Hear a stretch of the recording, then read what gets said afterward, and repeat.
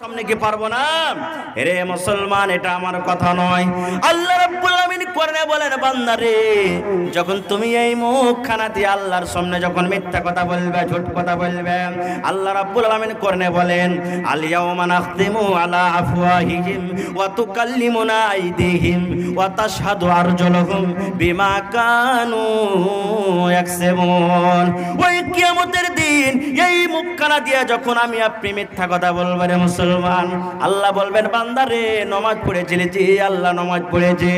আল্লাহ বলবে, তিন পানিয়াতে জলসায় চলো দান করেছি? জি আল্লাহ দিয়েছি, কিন্তু দেইনি।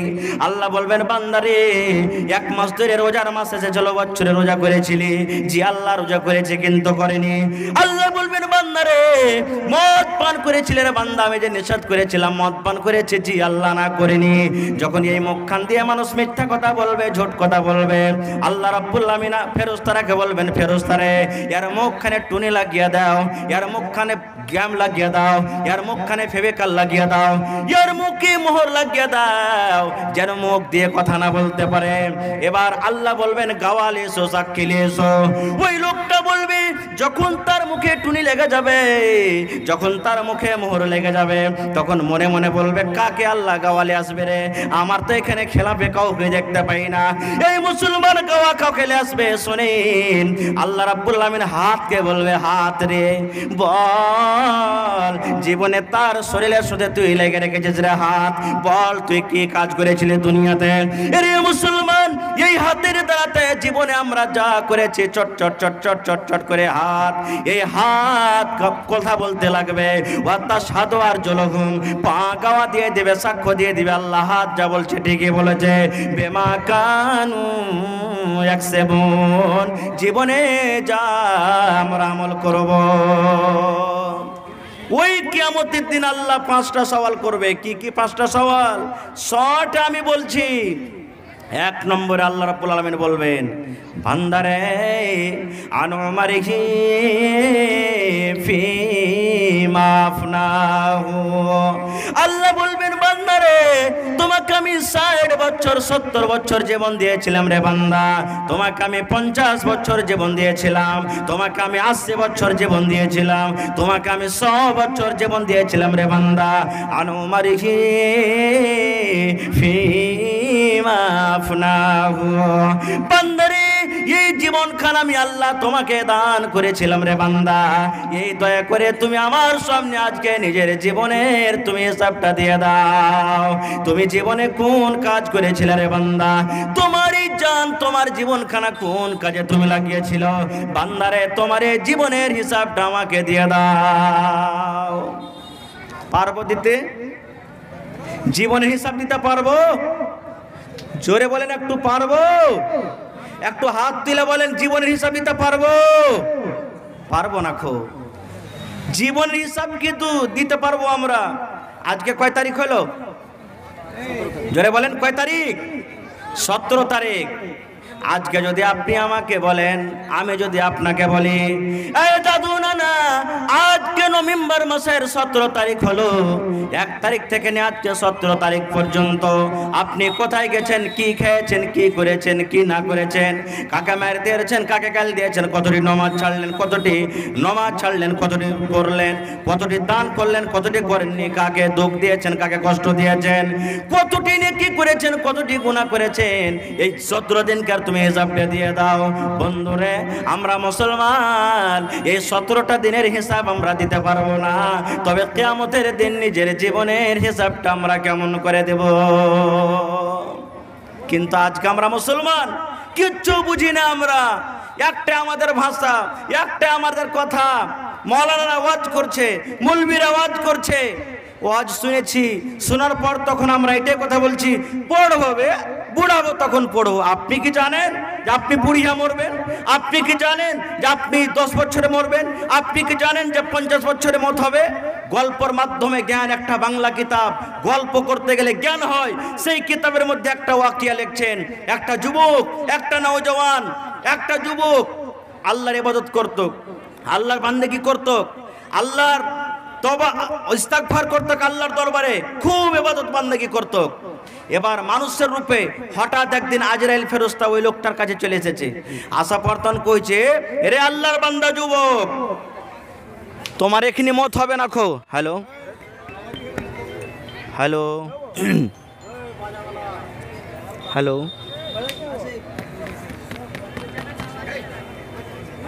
হ্যালো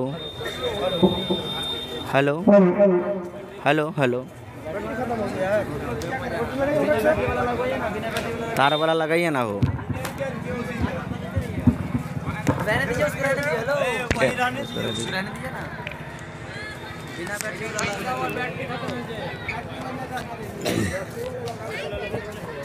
वायर वाला लगाइए ना, वायर वाला लगा दीजिए, सबसे अच्छा है।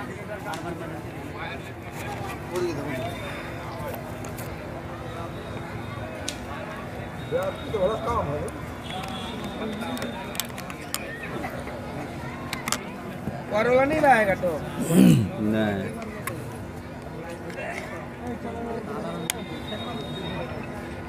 ध्यान रखिए कितना देर में खत्म होता है, ध्यान रखिए 5 मिनट पहले चेंज कर लीजिए।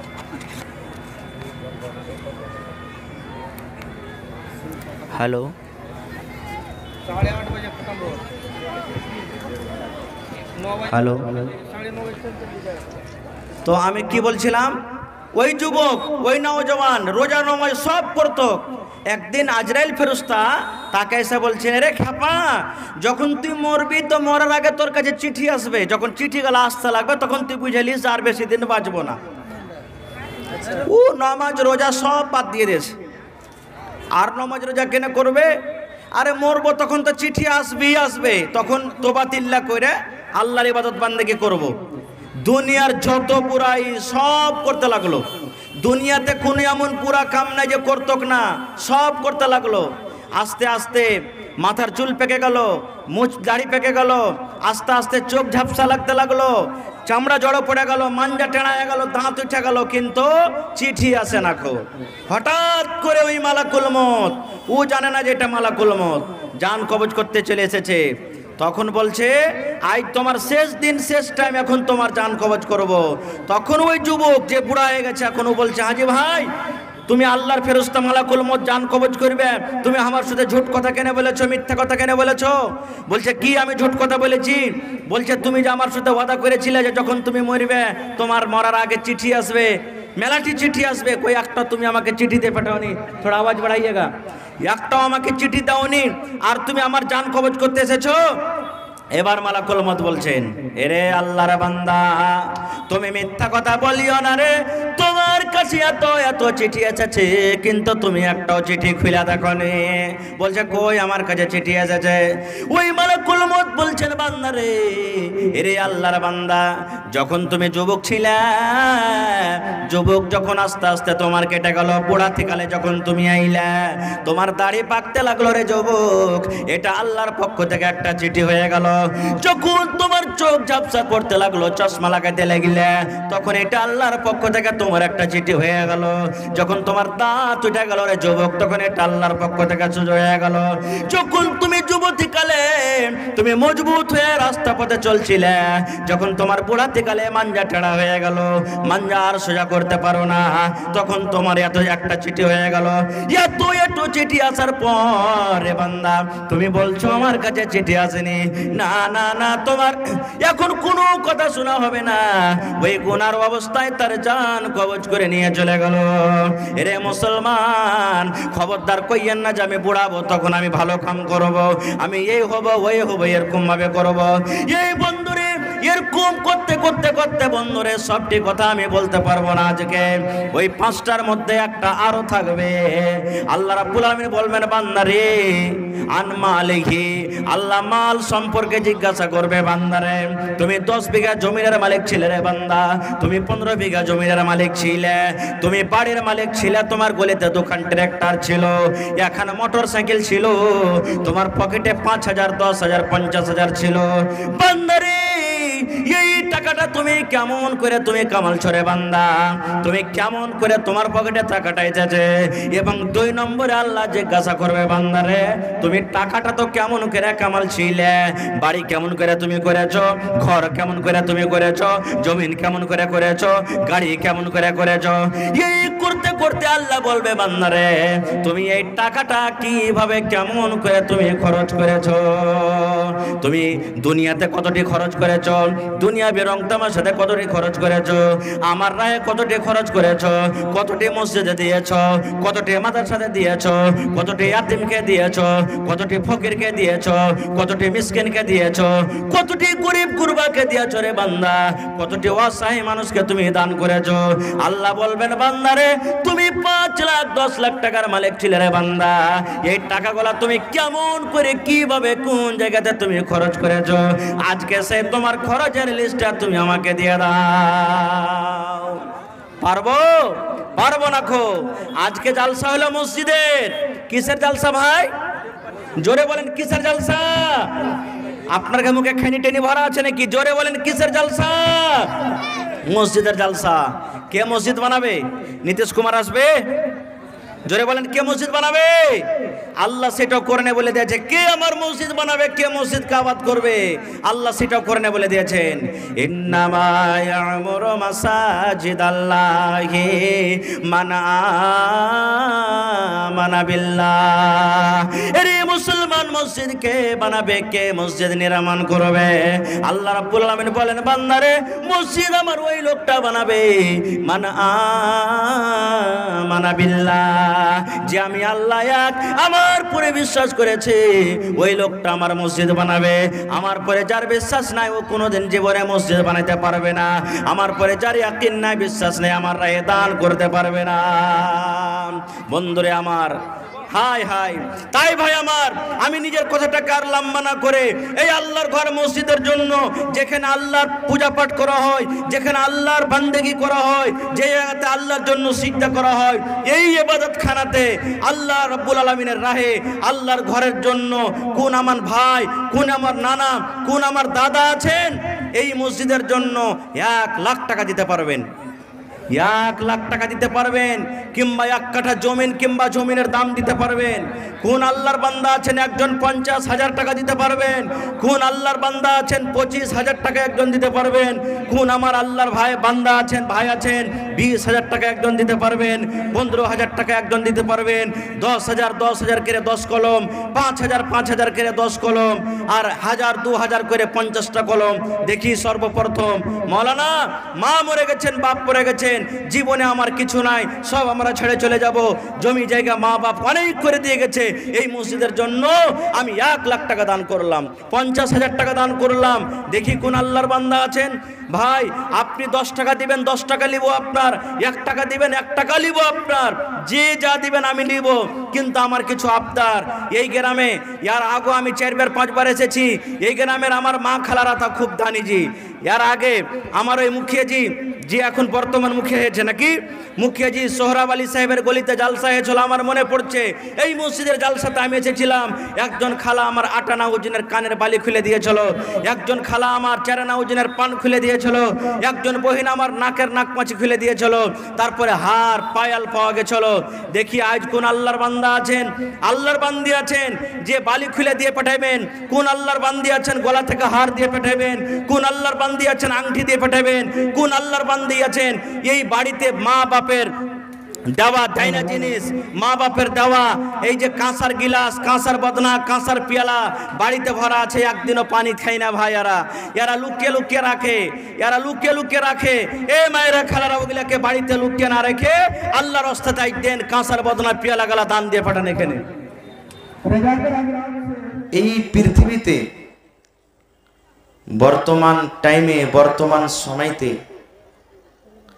সব থেকে সস্তা যার কোনো আমরা মানুষ মূল্য দিনে আর এই কথাটাই বলি যে এই টাইমে এই জমানাতে কোনো দাম নাই কোনো মূল্য নাই বা যারা ইসলাম জানে না আল্লাহ কি জিনিস জানে না শরীয়ত কি জিনিস জানে না বুঝে না তারা বলে যে তাদেরকে মান সম্মান দেওয়া হয়নি। তো এই পৃথিবীতে বর্তমান যুগে সব থেকে সস্তা যার কোনো দাম নেই আমরা মনে করি, সেটা বলেন তো কি? माइकमैन साहब आवाज ठीक करके छोड़ दीजिए आप। बोलते पारबेन भाई? এই পৃথিবীতে थोड़ा आवाज बढ़ाइए। এই পৃথিবীতে সব থেকে সস্তা যার কোনো মানদি না, এবং এই জামানাতে আমরা তার প্রতি জুলুম অত্যাচার বেশি বেশি করে করি। বলতে পারবেন সেটা কি? বলতে পারবেন না? अच्छा আপনি বলেন তো, सालाई बुझें तो आवाज बढ़ाइए ना हो। सालाई बुझें, जाके माचिस सालाई बोली, দোকানে खरीद करते जाबेन तो टाका लागबे ना लागबे ना? একটু কথা বলেন। লাগবে। এই যে বিসলেরি বোতল পানির রাখা আছে, আপনাকে পিপাসা লেগেছে, দোকানে যাবেন, পানি খরিদ করবেন, টাকা লাগবে না লাগবে না? কিন্তু এর থেকেও আমরা তাকে বলি যে একটা পানির তো দাম আছে, একটা সালাইয়ের দাম আছে, কিন্তু আমরা তার দাম দিই না। সেটা হলো কি? একটা মেয়ে, একটা নারী, একটা বেটি ছেলে, আমার আপনার মেয়ে। আচ্ছা বলেন তো, আপনাদের এলাকাতে যখন একটা ছেলে এবং মেয়ের বিবাহ হয় তো পণ টাকা হিসাবে বা গাড়ি হিসাবে লেনদেন হয়? জোরে বলেন, হয়? হয়। কত বাবা তো এমন আছেন যে আমি তো হজ করে এসেছি, আমি হজটাকে নষ্ট করব না, আমি তো গাড়ি ঘোড়ার ব্যাপারে কিছুই জানি না, আমি এগুলাকে দেখতেও যাব না, বড় বেটা জানে কি করবে না করবে ওই জানে। কত ভাইতে কথাটাও বলেন যে ও বড় জামাইকে বলে দিয়েছি যা কিছু করার উনি করবেন, আমি জানি না কিছু। কিন্তু এই রিঞ্চ দিয়ে ভিতর ভিতর যে ওই ভোল্টু যে আছে, নট টাকা যে টেট করে দিয়েছে, কি লেনদেন হবে জামাইকে বড় ছেলেকে যে বলে দিয়েছেন আগুতি। ভাই মুসলমান, যেমন আজ থেকে নিয়ে 1400 বছর আগে যেই টাইমটাকে, যেই সময়টাকে জামানায়ে জাহেলিয়াত বলা হয়েছে, ওই টাইমে যেমন মক্কা নগরে মক্কার লোকেরা নিজের মেয়ের প্রতি জুলুম অত্যাচার করত, ঠিক এই বর্তমান যুগে মুসলমানের ঘরে জন্ম নিয়ে, মুসলমানের ঘরে জন্ম নিয়ে আল্লাহ এবং আল্লাহ রাসূলের প্রতি ঈমান রেখে তবু আমরা সেই কাজটা এখন করছি। তারা কি করত? আল্লাহ রাসূল সাল্লাল্লাহু আলাইহি সাল্লাম যখন নবী শুরুতে হইলেন তখন থেকে নিয়ে তার আগে পর্যন্ত মক্কার লোকেরা কি করত জানেন? আল্লাহুস সামাদ। একজন সাহাবী এসে আল্লাহ রাসূলকে বলছেন, ইয়া রাসূলুল্লাহ, ইহুদি যারা আছে, ইহুদি ওদের যখন স্ত্রীদের মাসিক হয়, হাইজ হয়, তখন ওদের বিছানাটা ওরা আলাদা করে দেয়, বিছানাটা আলাদা করে দেয়। তুই নাপাক আছিস, 3 দিন 4 দিন 5 দিন জয় দিন তুই নাপাক হয়ে থাকবি, তুই আমার বিছানায় ঘুমাইতে পাবি না। এত ঘৃণা করত তাকে, তুই আলাদা হয়ে থাক, তুই আমার জন্য কোনো তরকারি রান্না করবি না, ভাত রুটি করবি না, তোর হাতের আমি খাবো না, তুই আমার জন্য পানি নিয়ে আসবি না, তুই আলাদা হয়ে থাক। আল্লাহুস সামাদ, কত বড় জুলুম অত্যাচার! যখন নবী মুহাম্মদ সাল্লাল্লাহু আলাইহি সাল্লাম যখন শুনলেন আল্লাহুস সামাদ, মেয়েদের কি মান সম্মান দিলেন, নারীদের দিলেন জানেন? আল্লাহর নবী বললেন, ও আমার উম্মতেরা তোমরা শুনে নাও, ও আমার সাহাবীরা তোমরা শুনে নাও, ইহুদিরা নিজের স্ত্রীদের সাথে, মেয়েদের সাথে, বিবির সাথে এরকম কাজ করে। যখন তাদের বিবিদের যখন হাইজ হয়, মাসিক হয়, তাদের পাঞ্জরে তারা ঘুমায় না, তাদের হাতের রান্না বান্না খায় না, তাদের বিছানাটাকে আলাদা করে দেয়। আল্লাহর নবী বললেন, ও আমার উম্মত তোমরা শুনে নাও, এই কাজ করতে হবে না, এটার নাম শরীয়ত নয়, এটার নাম দ্বীন নয়, একটা মেয়ের প্রতি, নারীর প্রতি জুলুম অত্যাচার হলো। দয়ার নবী বললেন, সাহাবীরে, যখন তোমাদের বিবির মাসিক হবে, হাজ হবে, তাদের বিছানাটা আলাদা করতে হবে না, একই বিছানাতে একই সাথে গায়ে গা লাগিয়ে তোমরা ঘুমাবে, ইয়াতে কোনো গুনাহ হবে না, ইয়াতে কোনো ক্ষতি হবে না। এবার নবী বললেন তার রান্না বান্না তোমরা খেতে পাবে, তার সঙ্গে কথা বলতে পাবে, দরকার হতে গেলে চুমাও তুমি খেতে পাবে, তোমার গুনাহ হয় না। কিন্তু নবী বললেন উম্মত রে, একটাই কাজ থেকে তোমরা শুধু তোমার বিবির কাছ থেকে দূরে থাকবে। যখন তোমার স্ত্রীটা পাক হালাতে থাকে, যখন তোমার স্ত্রীটা না পাক হয়ে না থাকে, ওই টাইমে ওই সময়তে যখন তোমরা সহবাস করো, বিবির সাথে মিলন করো, ওই মিলনটা শুধু হাজ মাসিক অবস্থাতে করতে পাবে না। এই মাসিক অবস্থাতে তোমরা মিলন করতে পাবে না, তাছাড়া সমস্ত জিনিস তোমার বিবির সাথে তুমি করতে পাবে। তো মেয়েদের মান সম্মান বাড়লো না ঘটলো ভাই? জোরে বলেন, বাড়লো না ঘটলো? বেড়ে গেল। এবার বলি কোরআনে কত সূরা আছে? হায় আল্লাহ, দেখেন এখনই যদি মাদ্রাসার ছাত্ররা হয়তো আল্লাহুস সামাদ তো পট করে বলতো যে কোরআনে 114টা সূরা আছে। কত সূরা আছে? আমার মাদানী সাহেব, দুইজন যোগ্য মাদানী সাহেব বক্তব্য দিলেন আল্লাহুস সামাদ, আর বক্তব্যের মধ্যে একটা কথা বলেছিলেন যে এটা হলো একটা মাদ্রাসা, আজকে জালসাটা হলো একটা মাদ্রাসা। আপনারা জালসাটা করছেন মাদ্রাসার জন্য, যেখানে আপনাদের ছেলে মেয়েরা পড়ালেখা শিখবে, আর আজকের জালসাতে আপনারা শিখে যাবেন। ঠিক না বেঠিক? কোরআন মাজিদে 114 সূরা আছে মুসলমান। সূরাতুল ফাতিহা থেকে নিয়ে সূরাতুন নাস পর্যন্ত গোটা কোরআন পড়বেন রে মুসলমান। কোরআনের মধ্যে একটা এমনই সূরা আছে যে সূরাটার নাম হলো সূরাতুন নিসা। আছে না নাই? কোরআনে একটা সূরা আছে সূরাতুন নিসা।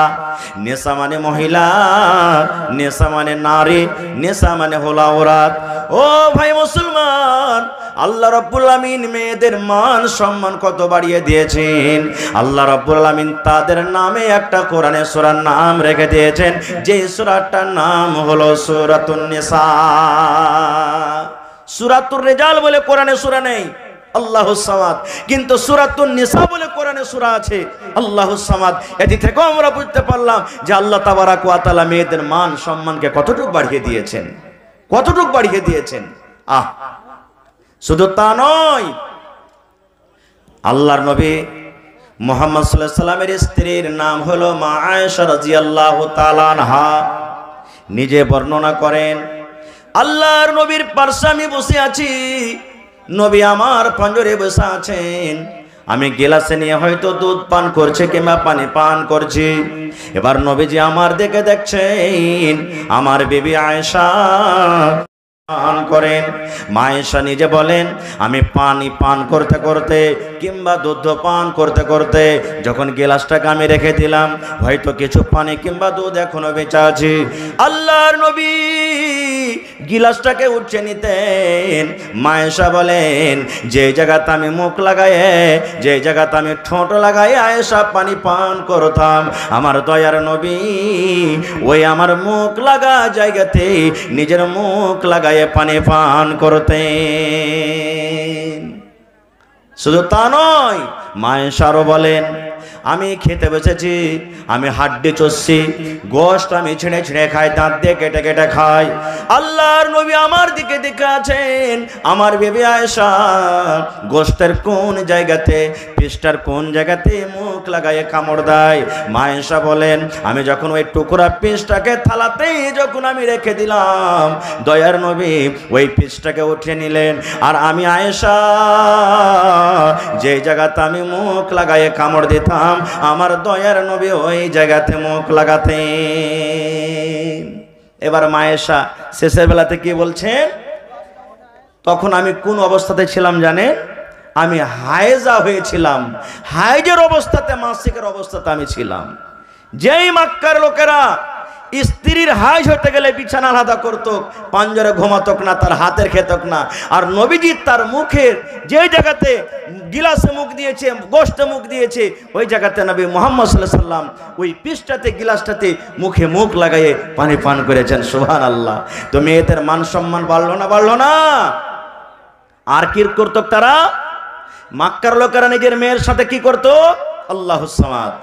আল্লাহ রাব্বুল আলামিন কোরআনে বলেন, ওয়া ইযা বুশিরা আহাদুহুম বিল উনসা যাল্লা ওয়াজহুহু মুসওয়াদ্দান ওয়া হুয়া কাযীম। ওরে সুবহানাল্লাহ, মক্কার লোকেরা নিজের মেয়ের সাথে যে কাজটা, যে ব্যবহার করত, আল্লাহ রাব্বুল আলামিন নবীকে জানিয়ে দিলেন, হে নবী, আপনি নিজের আপনার উম্মতকে জানিয়ে দেন, পয়গাম দিয়ে দেন, মেসেজ দিয়ে দেন। মক্কার লোকেরা কি করত? যখন তাদের বাড়িতে মেয়ে জন্মগ্রহণ হতো, তাদের বাড়িতে যখন কন্যা জন্মগ্রহণ হতো, ওই বাবার মুখ খানা কালো হয়ে যেত। রাতের বেলাতে ঘুম আসতো না। এবারে রাতের বেলাতে ভাবা চিন্তা করতো, আল্লাহ তুমি কেন মেয়ে দিয়েছো? আল্লাহ কেন ছেলে দাওনি? আল্লাহ গ্রামে আমি কেমন করে মুখ দেখাবো? গ্রামের আমাকে নানা রকমের কথা বলে রাখাবে। এবার রাস্তা যখন আমি চলবো, আমাকে দেখিয়ে দেখিয়ে বলবে, দেখো রে মেয়ের বাবা চলে যায়, এই মেয়ের বাবা চলে যায়।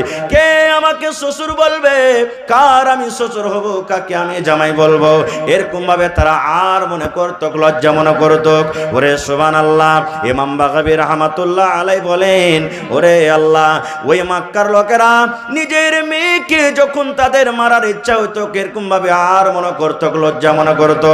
ইমাম বাগাবী রাহমাতুল্লাহ আলাইহি বলেন, ওই মেয়ের বয়স যখন 5 বছর, 7 বছর, 8 বছর যখন হয়ে যেত, এবার একটা কোদালি নিয়ে জঙ্গলের ভিতরে চলে যেত। কই বাপ একটা কোদালি নিয়ে জঙ্গলের ভিতরে চলে যেত, কবর করতো, একটা গর্ত করত। স্ত্রী কিন্তু জানে না যে আমার স্বামী কোথায় গেছেন। একটা গর্ত করে বাড়ি আসতো।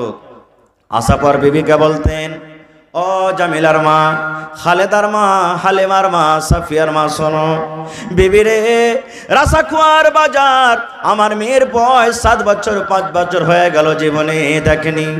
এই তালকলার মার্কেট কেমন হয় জীবনে দেখেনি। তুমি আমার জামিলাকে, তুমি আমার খালেদা জায়েদাকে সুন্দর করে তুমি সাজাইয়া দাও, নতুন কাপড়, নতুন জামা দিয়ে দাও, আমি তাকে মেলা নিয়ে যাব, বাজারের দিকে নিয়ে যাব। হায়রে মা, মা মনে মনে বলতেন, আল্লাহ আমার মেয়ের প্রতি মনে হয় তার ময়া দয়া হয়ে গেছে, আর মেয়েটাকে মারবে না। মা খুশে খুশে মেয়েকে সুন্দর করে নতুন জামা, তেল কাজল দিয়ে সুন্দর করে সাজায়ে বাবার হাতে তুলে দিতেন। আব্বা হাত কান্দুরে হাঁটতে হাঁটতে হাঁটতে হাঁটতে যেই জায়গাতে জঙ্গলের ভিতরে গর্ত করে এসেছিলেন, ওই গর্তর দিকে নিয়ে চলে যায়। মেয়ে বলতো, আব্বা গো, এই জঙ্গলের ভিতরে কোনো লোকজনকে দেখা যায় না, এই জঙ্গলের ভিতরে কোনো মার্কেট নাই, এই জঙ্গলের ভিতরে কোনো রকমের দোকান নাই, কোথায় নিয়ে যাচ্ছেন, কোথায় যাব? এবার আব্বা বলতেন, বেটি রে, তুমি চিন্তা ভাবা করো না রে মা, এই জঙ্গলের পর বাজার আছে, মেলা আছে, এই জঙ্গলের পর মার্কেট আছে, ওই মার্কেটে তোমাকে নিয়ে যাব।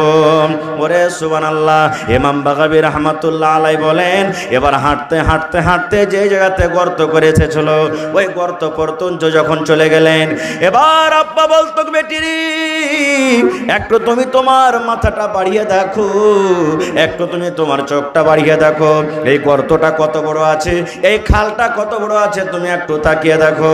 হায়রে মাসুম বাচ্চি, ও তো জানে না আমার আব্বা জান কেন আমাকে দেখতে বলেন।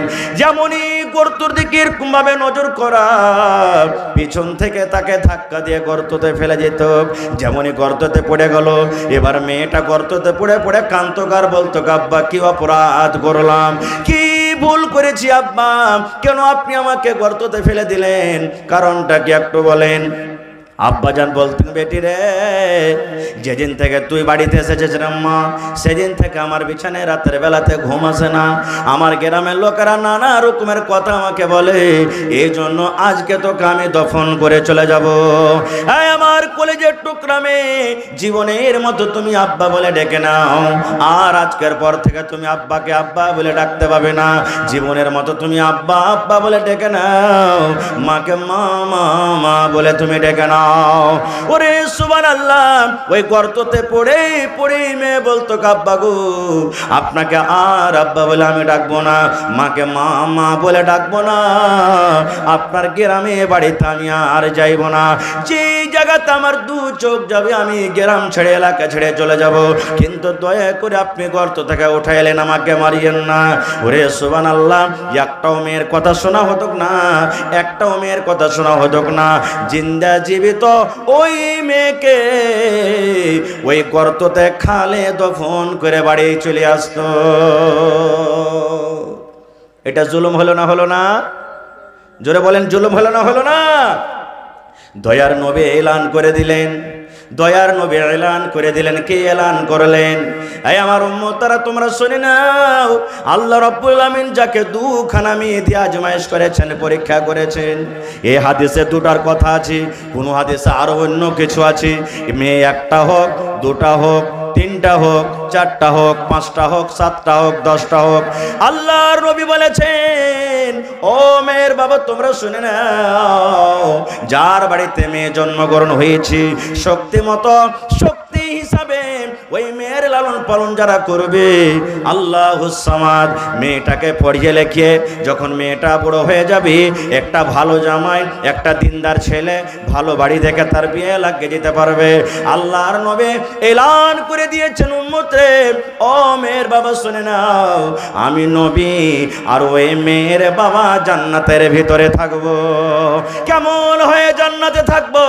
নবীজি দুইটা অঙ্গলকে ইশারা করে বললেন, উম্মতরে এই দুটা অঙ্গল তোমরা দেখো, এই দুটা লোককে তোমরা দেখো, এই দুটা অঙ্গল যেমন পাশাপাশি হয়ে আছে, আমি নবী আর ওই মেয়ের বাবা জান্নাতের ভিতরে পাশাপাশি হয়ে থাকবো।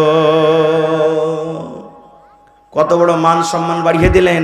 তাহলে বাড়িতে মেয়ে আসতে গেলে মন ভারী করবেন, মন ভারী করবেন। আর সমাজ যতই জুলুম অত্যাচার করুক, ওর হিসাব কিয়ামতের দিন দিবে লাগবে, কিন্তু আপনাকে খুশি হয়ে থাকতে হবে, কারণ মেয়ে হলো একটা রহমত, আল্লাহুস সামাদ। মেয়ে হলো আপনার বাড়ির একটা রহমত, একটা হলো গোলাপ ফুল। ভাই মুসলমান, আচ্ছা আপনারা বলেন তো, কত ভাই এমন আছেন স্ত্রী বাড়িতে এসেছে, প্রথম মেয়ে হলো, আবার মেয়ে হলো, আবার মেয়ে হলো। কত ভাইকে দেখেছি শুনেছি যে 3টা 4টা মেয়ে হতে না হইতে তাকে বলছে, হালের বেটি হালে তোকে বাড়তে রাখবো না, তোর পেট থেকে শুধু মেয়ে হয়েছে, তুই তালাক নিয়ে বাপের বাড়ি চলে যা। এরকম হয় কি হয় না? আচ্ছা ভাই আপনাকে একটা কথা বলি, এটা হলো জমিন, যদি আপনি মাকে লাগান তো মাকে হবে না ধান হবে? জোরে বলেন, কথা বলেন। আপনি যদি এই জায়গাতে আমের গাছ লাগান আর যদি বলেন যে কলা হবে, হবে কি? ভাই মুসলমান, তাহলে মেয়েটা হলো একটা জমিন। আল্লাহ রাব্বুল আমিন নিজে বলেন মেয়েরা জমিন। কেমন আপনি পুরুষ, মেয়েটাকে আপনি দোষে করছেন, তোর পেট থেকে শুধু মেয়ে হয়, ছেলে হয় না, এই জন্য তোকে রাখবো না, তুই তালাক নিয়ে চলে যা। আপনি কেমন পুরুষ, আপনি কেমন মানুষ? জমিন রেডি হয়ে আছে, অতি যে বেজে ডাকবেন ফল হয়ে যাবে। আমের গাছ লাগাবেন আম হবে, জামের গাছ লাগাবেন জাম হবে, কলার গাছ লাগাবেন কল হবে, মাকই লাগাবেন মাকই হবে, জমিন রেডি আছে। এবার আপনি মেয়েটাকে স্ত্রীকে দোষী না বানিয়ে, প্রথম গুনাহগার তো হলো আপনি। আপনার মেয়ের পেটে, আপনার মেয়ের গর্ভতে রেহামে কেন আপনি ছেলের বীজ দিলেন না? কেন ছেলের বীজ দিলেন না? মেয়ের বীজ দিয়েছেন বলে মেয়ে হয়েছে, ছেলের বীজ দিতে গেলে ছেলে হতো। তাইলে দোষ তো হলো আপনার, আপনার স্ত্রী নয়। ঠিক না বে ঠিক? কিন্তু আপনারও দোষ নয়। ক্ষমতা আছে কাহরি যে আমি মেয়ের বীজ দিব না, ছেলের বীজ দিব? আছে ক্ষমতা? আমার মাদানী সাহেব বসে আছেন, আল্লাহ রাব্বুল আমিন কোরআনে সূরাতুশ শূরাতে বলেন, আরে দুনিয়ার মানুষ, আমি আল্লাহ রাব্বুল আমিন যাকে ইচ্ছা করে ছেলে দান করি, আমি আল্লাহ রাব্বুল আমিন যাকে ইচ্ছা করে মেয়ে দান করি, আমি আল্লাহ রাব্বুল আমিন যাকে ইচ্ছা করে ছেলে মেয়ে দুটাই রাখো দিই, আর আমি আল্লাহ রাব্বুল আমিন যাকে ইচ্ছা করি তাকে 5 করে দুনিয়াতে রাখি। 4 প্রকারের মানুষ আছে না নাই? আছে না নেই? কত ভাই কথাতে কথাতে বলে দেয়, যদি কাউরে ছেলে পেলা না হয়, এই শালা তোর দিল অন্তর দেখে তোকে একটা ছেলে দিয়ে নিবে, তোর দিলে দয়া নেই বলে। এটা ভুল কথা। কত মা খালা দেখবেন ঝগড়া লেগে গেল, যাই যে ঝগড়া লাগলো, গ্রামে প্রতিবেশীতে ঝগড়া লাগলো, এবার 5 জন 7 জন মেয়ে হয়েছে, ছেলে হয়নি। ই হুঁচলি এই লিস্টে লাগানি, আল্লাহ এই জন্য তো তোকে ছেলে দেখেনি, ছেলের মুখ দেখতে পেয়েছে লিস্টে লাগানি, তোর পেট থেকে শুধু মেয়ে হয়েছে। এগুলোও ভুল, এগুলা বলতে হবে না ভাই। ওয়াজ একবারে খুব শর্টে, ইচ্ছে ছিল বলবো কিন্তু সময়টা এদিক ওদিক আগে কেটে গেল। আর একটা হাদিস আপনাদের সামনে বলি, সহিহ হাদিস। আল্লাহর নবী নিজের মেয়েরাকে কত ভালোবাসতেন, সুবহানাল্লাহ। যে আমাদের নবী, যাকে আল্লাহ তাআলা কোরআনে রাহমাতুল লিল আলামিন বলেছেন, সেই নবী নিজের মেয়েরাকে কত ভালোবাসতেন। আল্লাহর নবীর শেষ টাইম, শেষ সময়, নবীজি দুনিয়া থেকে চলে যাবেন সেই দিন, আর সময় নেই। সাহাবাই কেরামের দল বসে আছেন আঞ্জরে পাঞ্জরে, নবীজির বিবিরা বসে আছেন গোল হয়ে। নবীজি বললেন, কই আমার মা ফাতেমা, কই আমার ফাতেমা কই? কারণ নবীজির বেঁচে থাকা কালে 3 জন মেয়ে মারা গেছেন, দুনিয়া থেকে চলে গেছেন। এবার নবীজির মৃত্যুর পর শুধু মা ফাতেমা রাদিয়াল্লাহু তাআলা আনহা, যেটা ছোট মেয়ে, নবীর মৃত্যুর পর মারা গেছেন। নবীজি বললেন, কই আমার মা, আমার ফাতেমা কই, একটু ডাক দাও। ফাতেমাকে খবর হলো। ফাতেমা নবীর কাছে এলেন, বাবার কাছে এলেন। সাহাবাই কেরাম বসে আছেন। ফাতেমা রাদিয়াল্লাহু তাআলা আনহা আব্বার কাছে এলেন। দয়ার নবী ইশারা করে ফাতেমাকে বলছেন, বেটি রে, তোমার কানটা আমার মুখের কাছে তুমি লাগাইয়া দাও। ও মা, তোমার কানটা আমার মুখের কাছে লাগাইয়া দাও।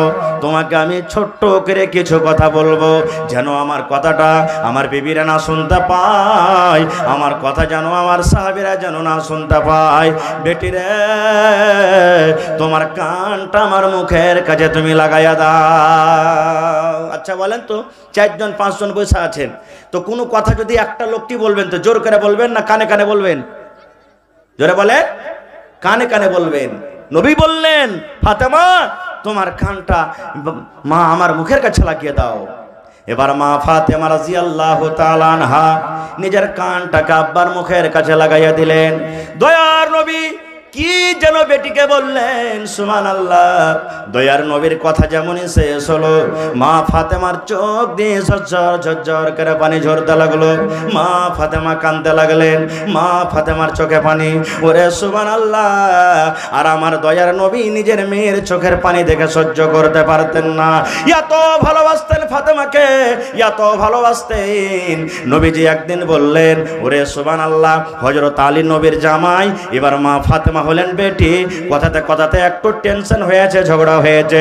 ওই টাইমে নবী বললেন, রে দুনিয়ার মানুষ শুনে নাও, যে আমার ফাতেমাকে ভালোবাসে আমি নবী তাকে ভালোবাসি, আর যে আমার ফাতেমাকে কষ্ট দেয় আমি নবী তাকে কিন্তু ভালোবাসি না। নারে তাকবীর। এবার কাঁদতে লাগলেন। দয়ার নবী দেখলেন আমার মেয়ের চোখে পানি, মেয়ে কাঁদতে লাগলো। আবার নবীজি বললেন, মা, ও আমার ফাতেমা বেটি রে, তোমার কানটাকে আর একবার আমার মুখের কাছে লাগাইয়া দাও, তোমাকে আমি আর একটু ছোট্ট করে কোনো কথা বলবো। এবার আর মা ফাতেমা রাদিয়াল্লাহু তাআলা আনহা দ্বিতীয়বার আব্বার মুখের কাছে নিজের কানটাকে লাগাইয়া দিলেন। এবার নবীজি আস্তে আস্তে করে কোন এমন কথা বললেন, যে চোখ দিয়ে পানি ঝরতো। ওরে সুবহানাল্লাহ। যে আব্বার কথা শুনে প্রথমবার কাঁদলেন, দ্বিতীয়বার কথা শোনা পর ওই মা ফাতেমার কান্না বন্ধ হয়ে গেল। এবার মুখে তার হাসি ফুটে গেল, খুশি হয়ে গেলেন, হাসতে লাগলেন। নবীজি চলে গেলেন দুনিয়া থেকে। শেষ কথা, কিছুদিন পর আল্লাহুস সামাদ, মা আয়েশা রাদিয়াল্লাহু তাআলা আনহা বাড়িতে আছেন। ফাতেমা কোনো কাজে এসেছেন। এবার জিজ্ঞাসা করছেন, মা আয়েশা, কি বেটি, একটা কথা জিজ্ঞাসা করব মা। বলছে, কি? বলছে, বেটি রে, যখন তো আমার আব্বাজান দুনিয়া থেকে চলে গেলেন, সেই টাইমে সেই সময়তে নবীর স্ত্রী হয়ে নবীর পাঞ্জরে আমরা ছিলাম, সাহাবায়ে কেরাম নবীর পাঞ্জরে ছিলেন। কোন এমন কথা নবী তোমাকে প্রথমবার বলেছিলেন, যে কথাটা শুনে তুমি কেঁদেছিলে রে মা, তোমার চোখে পানি দেখেছিলাম? আর আবার দ্বিতীয়বার কোন এমন কথা নবী বলেছিলেন, যে কথাটা শোনা পর তোমার মুখে হাসি দেখেছিলাম? মা, একটু জানাবে না কি এমন কথা যে নবী আমাদেরকে জানাননি, কোন সাহাবীদেরকে জানাননি, আর তুমি প্রথমবার শুনে তোমার চোখে পানি দেখেছিলাম, আর দ্বিতীয়বার শোনা পর তোমার মুখে হাসি দেখেছিলাম? মা, কথাটা বলো তো। এইবারে মা ফাতেমা রাদিয়াল্লাহু তাআলা আনহা বললেন, হ্যাঁ মা এখন বলবো, কারণ আমার আব্বাজান এখন দুনিয়াতে বেঁচে নাই। ও দরদিনী মা, আমার আব্বাজান যখন প্রথম আমার কানে কানে বললেন, আমি কানলাম। আমার আব্বাজান এই কথা বলেছিলেন, বেটি রে, জীবনের মতো তুমি আব্বা বলে ডেকে নাও। আজকের পর তুমি আব্বা ডাকতে পারবে না, জীবনের মতো তুমি আব্বা আব্বা বলে ডেকে নাও, কারণ আজকে আমার শেষ টাইম, আজকে আমার শেষ সময়, আমি দুনিয়া থেকে চলে যাব। আল্লাহ রাব্বুল আলামিনের আদেশ হয়ে গেছে। মা গো, যখন আমি মৃত্যুর কথা শুনলাম, আহারে এত সুন্দর লোকটা দুনিয়া থেকে চলে যাবেন, আমি আব্বা আব্বা আব্বা বলে কাকে ডাকবো? কে আমাকে মা মা মা মা বলে ডাকবে? এই আব্বার মৃত্যুর কথা শুনে আমি কাঁদতে লাগলাম। এবারে আমার আব্বা জান দ্বিতীয়বার যখন আমাকে বললেন, ও মা ফাতেমা, তুমি কেঁদো না, কেঁদো না, কেঁদো না, কেঁদো না। মা গো, আমার মৃত্যুর পর, আমার দুনিয়া থেকে যাওয়ার পর সর্বপ্রথম যার সাথে আমার দেখা হবে, সর্বপ্রথম যে আমার সাথে দেখা করবে আমার বংশের মধ্যে, খানদানের মধ্যে, সেটা হবে মা ফাতেমা তুমি। এবারে এই কথাটা যখন আমি শুনলাম, আমি হাসতে লাগলাম। আহারে আমার ভাগ্য কত ভালো, সুবহানাল্লাহ, যে আমার আব্বার সাথে আমি প্রথম দেখা করব। নারে তাকবীর! হয়নি, হবে না, হতে পারে না, আমার নবীর সাথে কারো তুলনা। হয়নি, হবে না, হতে পারে না, আমার নবীর সাথে কারো তুলনা। সকল নবী রাসূল ছিলেন খোদার দিবানা, দো নয়নে দেখব খোদা ছিল তামান্না। আরে মোর নবীকে ডেকে নিলেন, আরে মোর নবীকে ডেকে নিলেন, দেখবে রব্বানা। হয়নি, হবে না, হতে পারে না, আমার নবীর সাথে কারো তুলনা। হয়নি, হবে না, হতে পারে না, আমার নবীর সাথে কারো তুলনা। ইউসুফকে দেখে যারা আঙ্গুল কেটেছে, তারা কি আমার নবীর রূপ দেখেছে? ইউসুফকে দেখে যারা আঙ্গুল কেটেছে, তারা কি আমার নবীর রূপ দেখেছে? আরে দেখতো যদি কেটে দিত, আরে দেখতো যদি কেটে দিত কলিজাখানা। হয়নি, হবে না, হতে পারে না, আমার নবীর সাথে কারো তুলনা। হয়নি, হবে না, হতে পারে না, আমার নবীর সাথে কারো তুলনা। যার শানে আল্লাহ তাআলা করলেন ঘোষণা, খলকে আযীম আমার শাহে মদিনা। যার শানে আল্লাহ তাআলা করলেন ঘোষণা, খলকে আযীম আমার শাহে মদিনা। মুসলমানে নবী ছাড়া কিছুই মানে না, মুমিনে কোরআন ছাড়া কিছুই বোঝে না। হয়নি, হবে না, হতে পারে না, আমার নবীর সাথে কারো তুলনা। নারে তাকবীর! ভাই মুসলমান, ভাই আমার জায়গাটা একটু ছোট হয়ে গেছে, দয়া করে একটু আপনারা সাইড দিয়ে সামনে দিকে চলে আসেন। ভাই জায়গা সামনে দিকে আছে, মা খালারাকে বলবো আপনারা একটু সেটা সেটা বসেন। মা জায়গাটা ছোট পড়ে গেছে, একটু সেটা সেটা বসেন। পাঙ্খাটা এদিকে ঘুরিয়ে দেন, আমার দিকে নয়, মৌলানাকে দিকে ঘুরিয়ে দেন। জি জি, একটু আগিয়ে যান ভাই, দয়া করে বসতে দেন। ওগুলা হলো আপনাদের আমাদের ভাই, তারাও শুনতে এসেছে। হ্যাঁ, একটু বসতে দেন ভাই।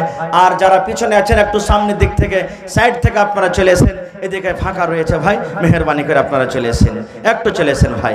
এ ভাই মুসলমান, আল্লাহ তাআলা যদি হায়াত রাখেন, এই বিষয় নিয়ে আবার কোনোদিন আলোচনা করব। তবে আমার পিছনে আরো বক্তা রয়েছেন, তার মুখ থেকে শুনতে হবে।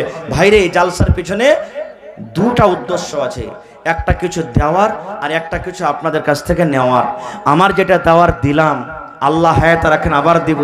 তবে ভাই, এখন আপনাদের বাড়ি, আপনাদের পালা আছে, 1 টাকা দিবেন, 1 টাকা আমি নিব। তবে এই জাহিলিয়াত, এই বুরাই, এই জুলুম অত্যাচার আমাদের মত থেকে, এলাকা থেকে, বাড়ি থেকে তখনই দূর হবে যখন আমরা দিনদার ইমানদার হইতে পারবো, যখন আল্লাহ এবং আল্লাহ রসুলকে বুঝবো, দিন বুঝবো, শরীয়ত বুঝবো, পড়বো, তখন বুঝতে পারবো, তাছাড়া বুঝতে পারবো না। এই মাদ্রাসা আছে তো দিন আছে, এই মাদ্রাসাতে আমাদের ইমান আছে। মাদ্রাসা যদি বন্ধ হয়ে যায় তাহলে আমাদের ইমান নষ্ট হয়ে যাবে। আল্লাহুস সামাদ, আমরা কিছুই দিন বুঝতে পারবো না, না শরীয়ত বুঝবো না, তার মোতাবেক আমরা চলতে পারবো। এই জন্য ভাই 1 টাকা পারবেন তো 1 টাকা নিব আপনাদের কাছে। আমি জানি না এলাকাতে কে কেমন দান করেন, তবে দেখি আজকের জালসাতে কোনো এমন ভাই, মা, খালা, দাদি, নানি, কেহ এমন আল্লাহওয়ালা, আল্লাহওয়ালি, বীর মুজাহিদ আছেন যে এই মাদ্রাসার জন্য 50,000 টাকা একটা লোক দিতে পারবেন। দেখি কোনো এমন আল্লাহ মুজাহিদ বান্দা এমনও আছেন একটা লোক 20,000 টাকা দিতে পারবেন। দেখি কোন আল্লাহর বান্দা এমনও আছেন একটা লোক 10,000 টাকা দিতে পারবেন। এবং 10 জন মহিলা কিংবা পুরুষকে দেখব, দেখি 5,000 5,000 করে দান করতে পারবেন। তারপরে ভাই 1000 2000 500 100 200 আল্লাহ তাবারাক ওয়া তাআলা যাকে যতটুকু শক্তি দিয়েছেন শক্তি হিসাবে সহযোগিতা করবেন। কারণ এই মাদ্রাসার সরকার হলেন আপনারাই। এই মাদ্রাসাতে সরকারি সহযোগিতা আসে না, না আছে? আসে না। আপনারা হলেন মাদ্রাসার সরকার, আপনারা দেন তো মাদ্রাসা চলবে, না দেন তো মাদ্রাসা চলবে না। এই জন্য কিভাবে মাদ্রাসাকে চালাইতে হবে আপনাদেরকে এক জায়গাতে জড়ানো করা হয়েছে জালসার মাধ্যমে। ভাই আসেন তো দেখি। এবং মা খালাদেরকে বলবো, ভাইয়েরাকে বলবো, কমিটির লোককে যে মহিলা প্যান্ডেলে চাদর দিয়ে পাঠান। আল্লাহুস সামাদ। মায়েরা খালারা খুব দানি ঘরের বেটি, তারা দান করবেন। আর বিশেষ করে মায়েরাকে বলবো গলার হার, নাকের নাকমণি, কানের বালি, পার পায়াল আর বিভিন্ন রকমের গয়না যেগুলো আপনাদের আছে আপনারা চটচট করে এই স্টেজে দিয়ে পাঠান। তো আসেন তো ভাই দেখি। প্রথম নম্বর 5,000 টাকা কে দান করবেন, 10,000 টাকা কে দেবেন? আল্লাহুস সামাদ। একটা আরারিয়া ডিস্ট্রিক্টে একটা জায়গা আছে খাইরগঞ্জ মাদ্রাসা, একটা ওই মাদ্রাসাতে আমি আবদার করলাম যে ভাই কোন আল্লাহর বান্দা আছেন একটা বকরি ছাগল দান করতে পারবেন? ওরে আল্লাহ, রাতের বেলাতে বকরি দান করে দিলেন। এবার আমি জিজ্ঞাসা করলাম, দেখি ভাই কেউ এমন আছেন একটা গরু গলা দান করতে পারবেন? কারণ আল্লাহ রসুলের জামানাতে উট ঘোড়া এগুলা দান হইতো। একজন 4 দাঁতের একটা বাছুর গরু এসে দান করে দিলেন। একটা ভাইকে বললাম, ভাই দেখি কেউ কোন আল্লাহর বান্দা আছে জমিন দিতে পারবেন? একজন আল্লাহুস সামাদ আল্লাহওয়ালা 12 কাঠা জমিন দান করে দিলেন, 6 কাঠা মসজিদ আর 6 কাঠা মাদ্রাসার জন্য। তো দেখি এলাকার মধ্যে কোন এমন আল্লাহওয়ালা মহিলা, আল্লাহওয়ালি মহিলা, আল্লাহওয়ালা কোন বীর মুজাহিদ ভাই আছেন যে 1 ডিসমিল 1 কাঠা 2 কাঠা হয় মাদ্রাসার আশেপাশে হোক কিংবা কোনো মাঠের জমিন হোক এই মাদ্রাসার জন্য দান করতে পারবে? একটা ছাগল কেউ দিতে পারবেন, গরু দিতে পারবেন কেউ? দেখি কোন আল্লাহওয়ালা আছেন ভাই? একটা চেন এসছে মাওলানা ইমামউদ্দিনের স্ত্রী, ওনার জন্য, ওনার বাবা মার জন্য, স্বামীর জন্য দোয়া চাইছে।